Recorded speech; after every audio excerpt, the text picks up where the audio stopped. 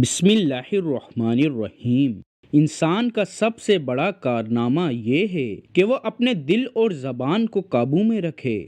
دولت دنیا کی ہو یا ایمان کی، جتنی زیادہ بڑھ جائے اتنی نیند کم ہو جاتی ہے۔ برے سلوک کا بہترین جواب اچھا سلوک ہے اور جہالت کا بہترین جواب خاموشی ہے۔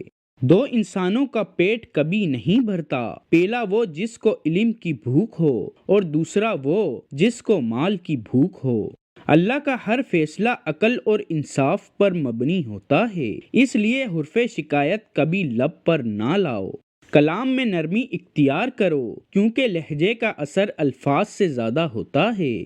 دنیا نصیب سے ملتی ہے اور آخرت محنت سے، لیکن لوگ محنت دنیا کے لیے کرتے ہیں اور آخرت کو نصیب پر چھوڑ دیتے ہیں۔ نفس وہ بھوکا کتا ہے جو انسان سے غلط کام کروانے کے لیے اس وقت تک بھونکتا رہتا ہے جب تک وہ غلط کام کروا نہ لے، اور جب انسان کوئی غلط کام کر لیتا ہے تو یہ کتا سو جاتا ہے، لیکن سونے سے پہلے انسان کے ضمیر کو جگا جاتا ہے۔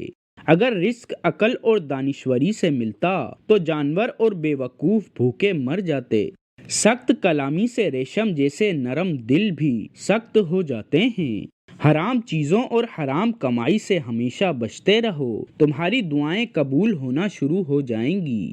کسی کی پہچان علم سے نہیں بلکہ ادب سے ہوتی ہے، کیونکہ علم تو ابلیس کے پاس بھی تھا لیکن وہ ادب سے محروم تھا۔ ادب کا دروازہ اتنا چھوٹا اور تنگ ہوتا ہے کہ اس میں داخل ہونے سے پہلے سر کو جھکانا پڑتا ہے۔ ہر لکھنے والے نے فنا ہو جانا ہے، لیکن لکھی ہوئی چیز ہمیشہ باقی رہے گی۔ تو اپنے ہاتھ سے ایسی چیز لکھ جا جس کو قیامت کے دن تو دیکھ کر خوش ہو جائے۔ عورت کی بد اخلاقی پر صبر کرنے والا حضرت ایوب کے صبر کے برابر ثواب پائے گا۔ انسان کی تمام پریشانیوں کی وجہ مقدر سے زیادہ چاہنا، وقت سے پہلے چاہنا اور قناعت پسندی کی کمی ہے۔ جو انسان وقت سے پہلے عزت و شرف طلب کرے گا زندگی بھر ذلیل رہے گا۔